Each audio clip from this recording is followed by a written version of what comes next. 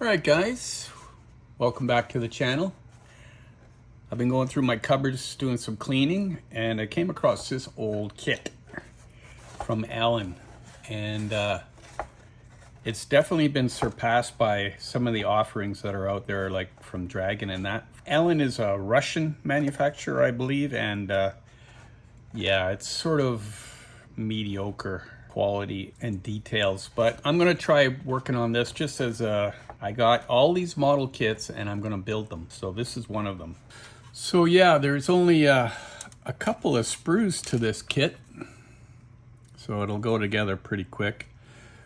You can see here there's some parts for a Panzer II, because this is actually was part of the Allen SIG 33 Bison II kit, which I have built way back in the 90s.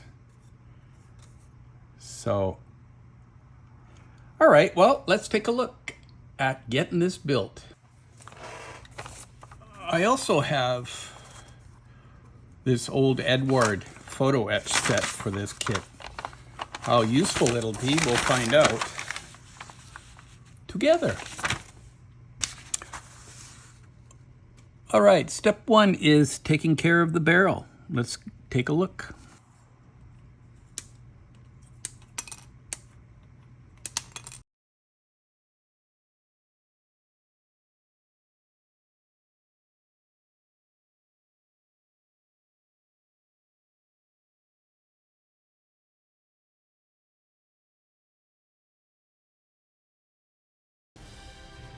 Series production of artillery pieces of this type started in 1933. An infantry cannon company of a regiment of every Wehrmacht infantry division was armed with 2 such artillery pieces. By the summer of 1941, the Wehrmacht had been armed with 867 heavy infantry cannons, SIG 33. There were not cannons of such large caliber in the infantry regiments of any other armies. In general, because of these cannons, shooting with 38-kilogram shells, German regiments were able to execute their fire missions effectively without using divisional artillery regiment capabilities.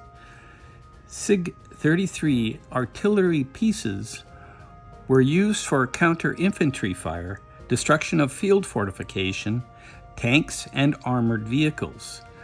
Their rate of fire was limited to 3 to 4 rounds per minute because of using separate loading rounds.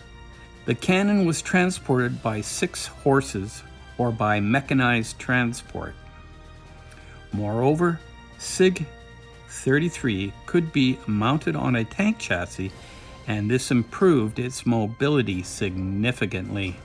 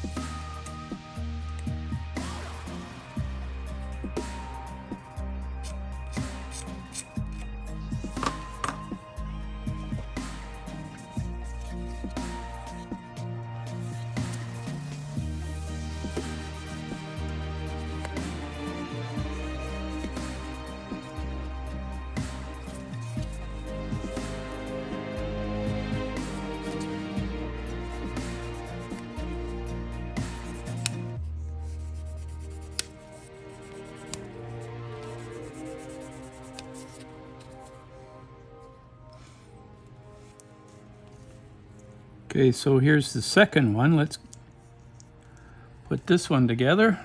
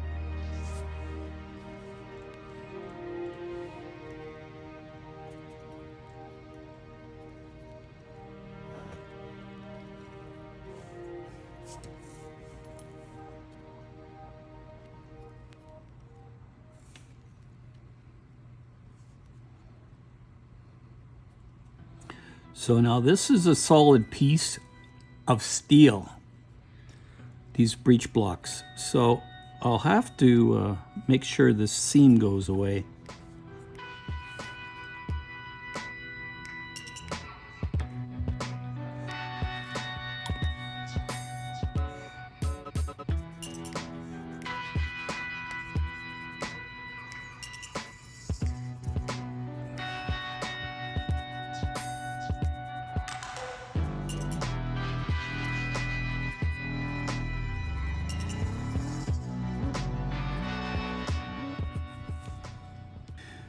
Okay, well this is supposed to go here, and it does have a locating hole and a pin, but the pin is just too big, so I'm just gonna get rid of it.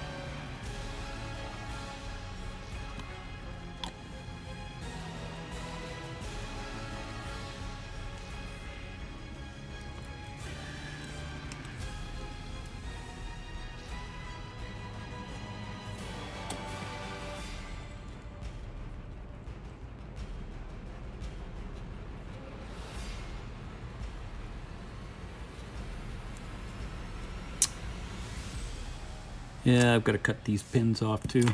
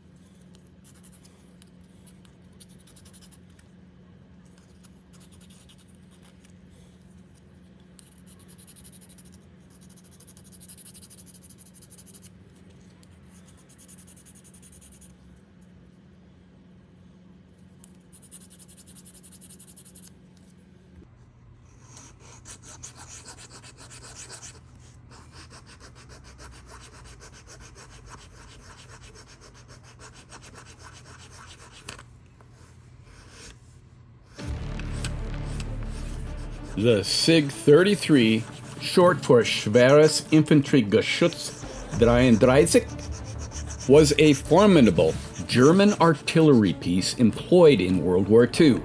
The numerical designation 33 in its name corresponds to the gun's caliber, which is precisely 15 centimeters or 150 millimeters. The primary objective of the SIG 33 was to offer direct fire assistance to infantry forces by the deployment of substantial firepower against enemy fortifications and armored adversaries. It had a substantial impact on multiple military operations throughout World War II, particularly the initial phases of the Eastern Front and the North African Campaign. The 15-centimeter SIG 33 was the primary heavy infantry gun utilized by Germany during the Second World War. It held the distinction of being the most sizable weapon ever designated as an infantry gun by any country.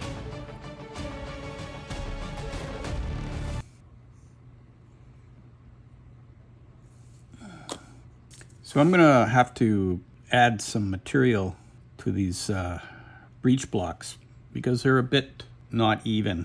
So I'll glue this on and then sand it all back. The gun's weight posed challenges for its employment in the field, leading to its gradual modification for several improvised mobile mountings. Various sources present conflicting accounts of the development history. Nevertheless, the gun itself adhered to standard design. The initial production models were propelled by horses and included wheels made of wood. Subsequent iterations of the device had wheels made of pressed steel equipped with solid rubber tires and air brakes for motor towing. However, this towing capability was limited to low speeds, as only carriages equipped with pneumatic tires and suspension systems could be pulled at highway speeds. Similar to other German artillery carriages, the absence of springing and the use of solid rubber tires limited the safe towing speed of the gun to 10 miles per hour. Consequently, horse drawing remained widely utilized. The SIG 33 proved to be excessively weighty for its intended use, prompting a redesign in the late 1930s to integrate lightweight alloys. The adoption of the modified design resulted in a reduction of around 150 kilograms, or 330 pounds, in weight. However, due to the outbreak of war, production was halted after only a few hundred units were manufactured, since the Luftwaffe prioritized the use of light alloys for their own purposes. The experimental carriage, constructed solely from lightweight alloys, underwent testing in approximately 1939, but ultimately did not meet the requirements for operational use. The majority of the shells utilized by the SIG-33 exhibited a conventional design. The Steel Granat 42 was an anomaly. The projectile with fins was affixed to the front and exterior of the barrel utilizing a muzzle-loaded drive rod and discharged using a specialized propellant charge. The projectile possessed a maximum range of around 1,000 meters, with the rod detaching at a distance of approximately 150 meters. The Steel Granat 42 was specifically engineered for the purpose of demolishing structures and clearing obstacles, in contrast to its predecessor, the anti-tank Steel Granat 41.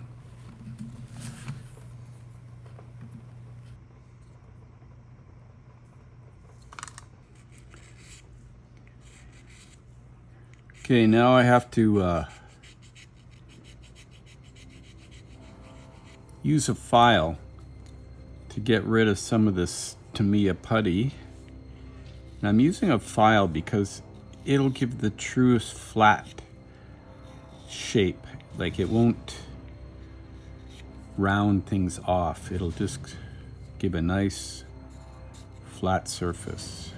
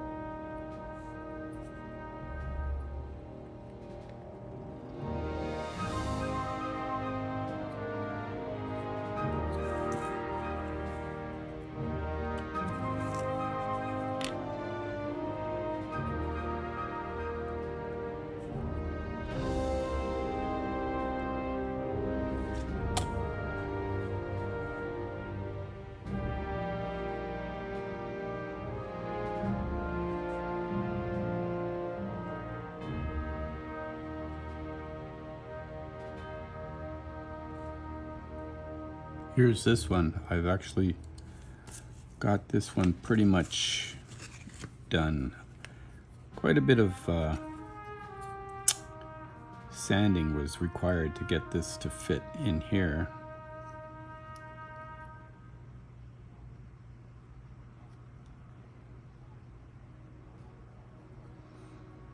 And I've got some other parts on now.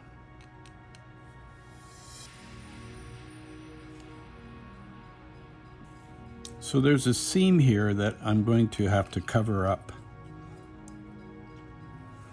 So I'm going to cut a piece of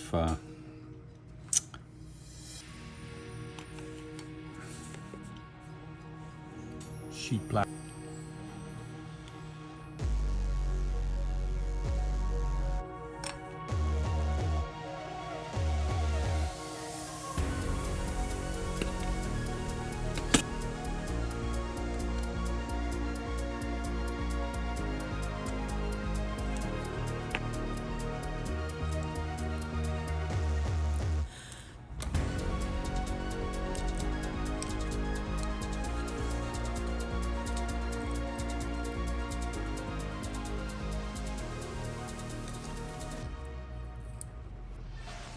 I think I'm going to use some of this white Tamiya glue. It's a little bit thicker. I don't want to have that plastic buckle because the cement reacts with it and then it's too strong.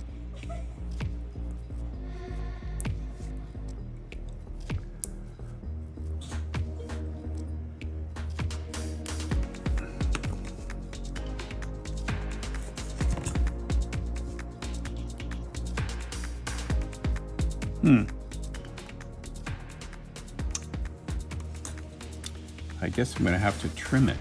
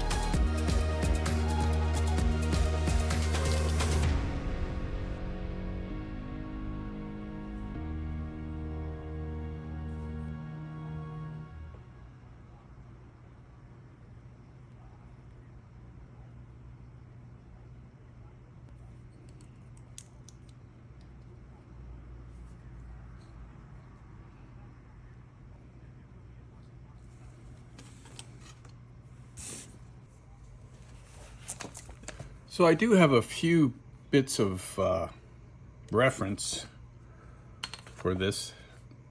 These are pretty good books. They're called Nuts and Bolts, and I've been collecting them since back in the 90s.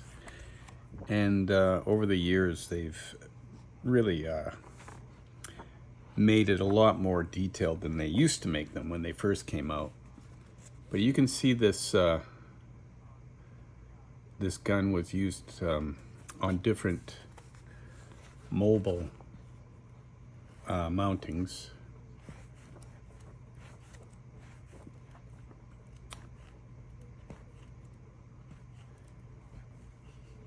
And there's quite a few pictures of the gun in use, contemporary photographs.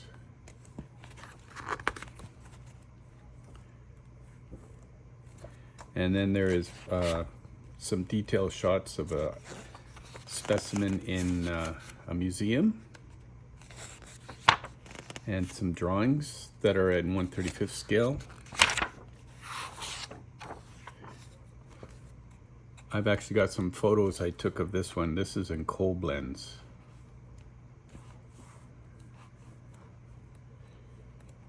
I took the pictures before they had digital cameras, so I've only got a few. Back then you had maybe at the most 36 on a roll of film. So yeah, it's quite a good reference for this gun. It even has some of the other information, like for ammunition and stuff like that. I also have this one, but this is more specific to this vehicle.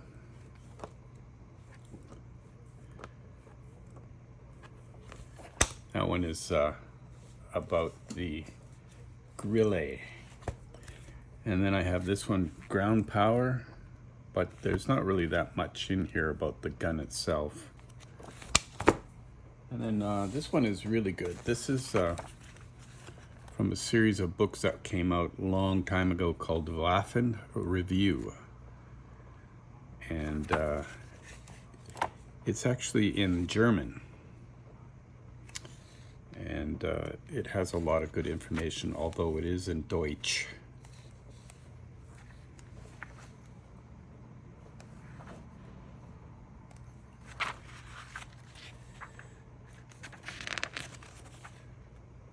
But yeah, there you go.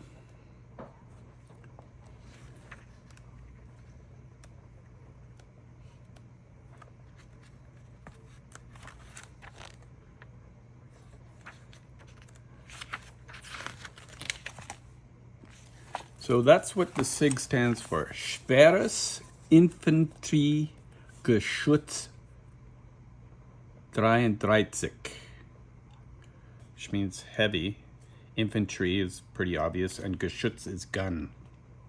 All right, so you can see here in the instructions, it's pretty unclear exactly where to position this part, number 95. But looking at reference, it should sort of be centered over these two bolts there, or whatever those are. And then the gun can sit in here like that.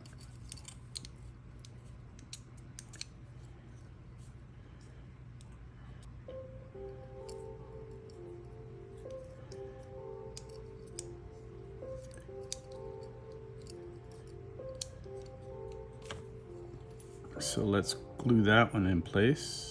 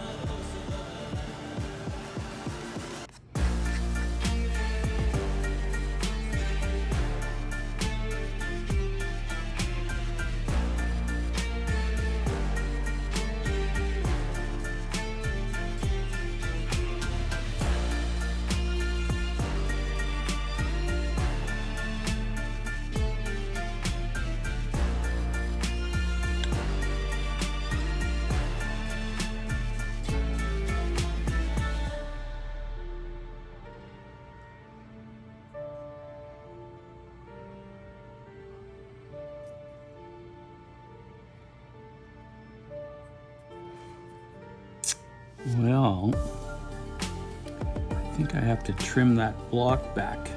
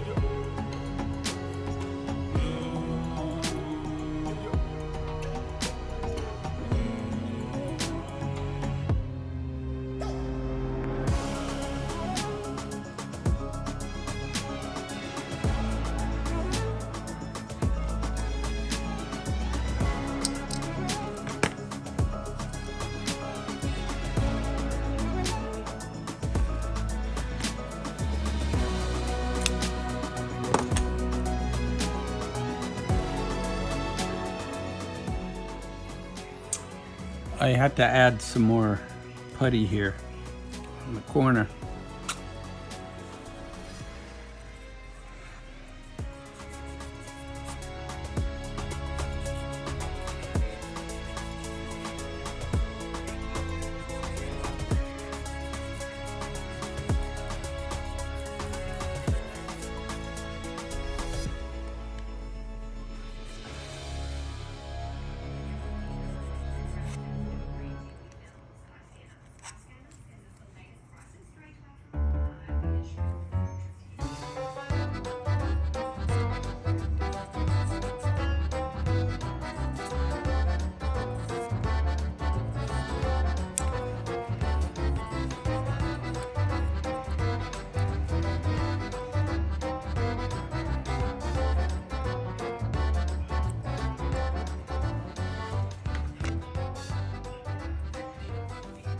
See here, I put some putty here.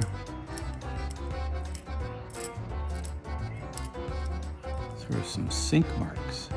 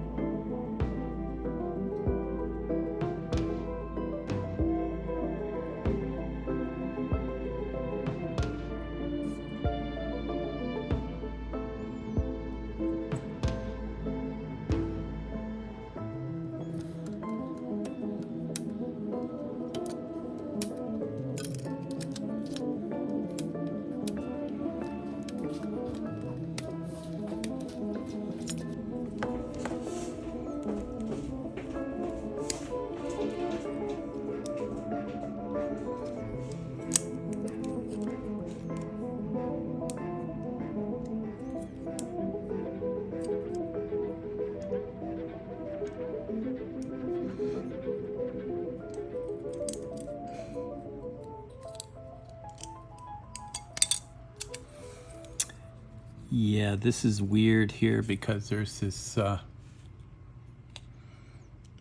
shouldn't be like that. It needs to be flush. At least I hope that's what the story is.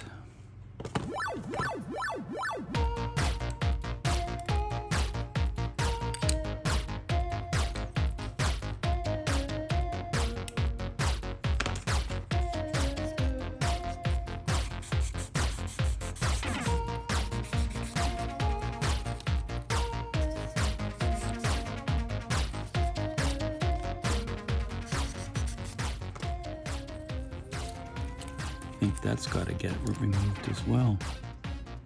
Yeah.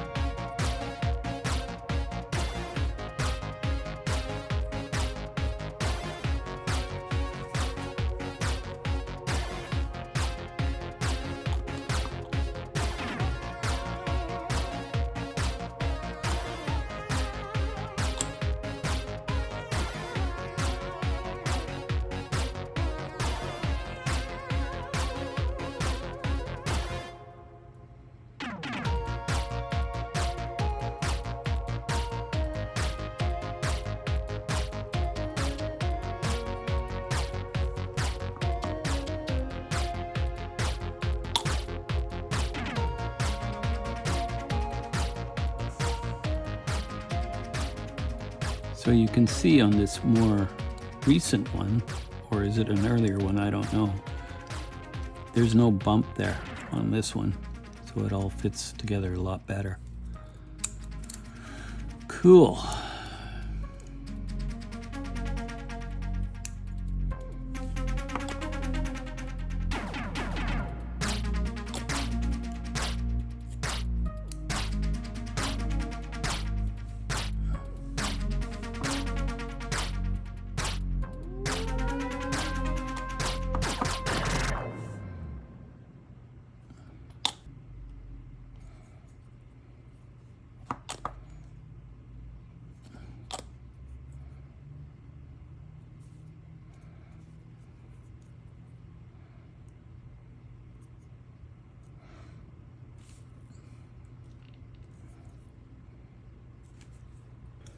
So yeah, there's a bit of a slip in the mold. You can see this line here.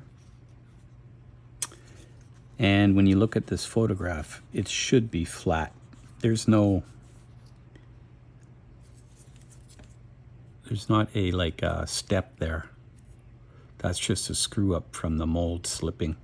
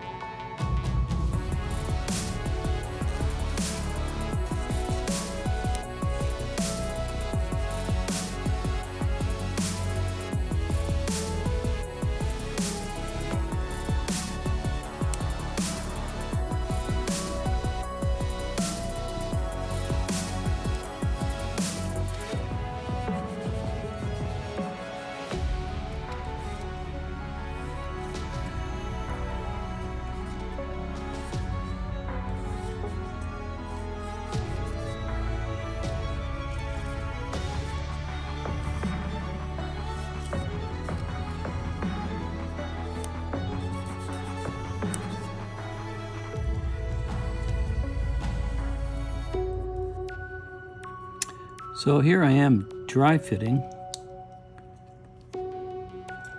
just seeing how that all kind of goes together.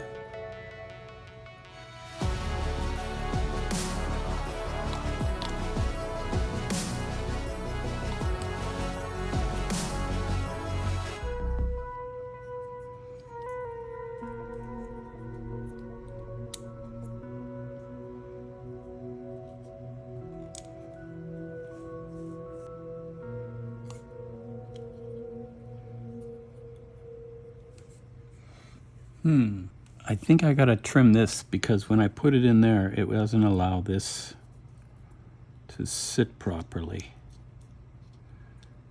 You see there's a bit of a gap there.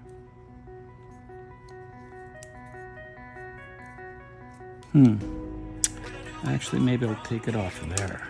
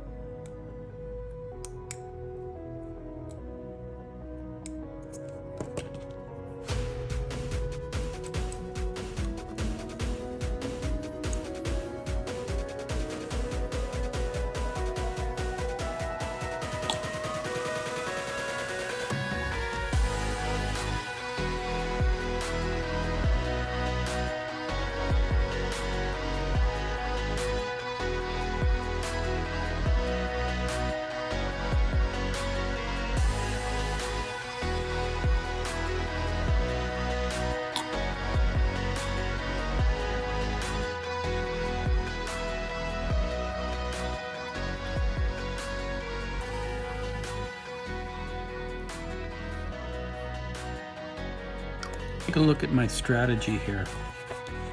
In step 3, they ask you to put this one here, but I wanted to put these on here because I'm not sure exactly how that lines up. In the end, it actually worked out okay. It slots down into here, but yeah, sometimes I jump ahead on instructions just so I can make sure everything lines up.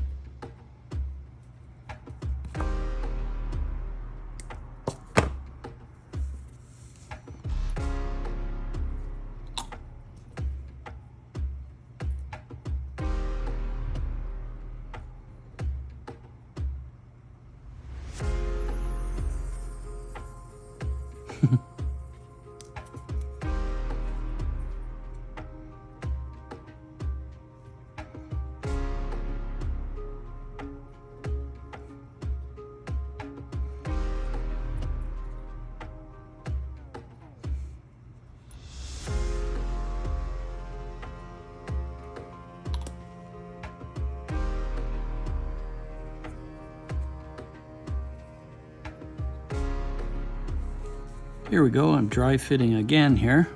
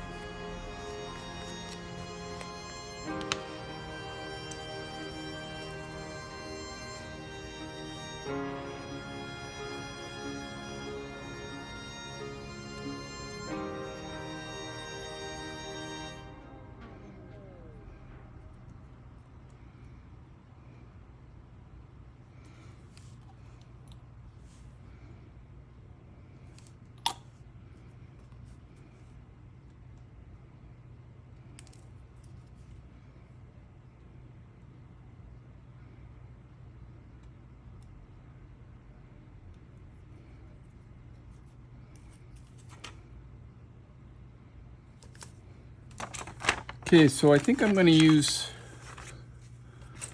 this Edward set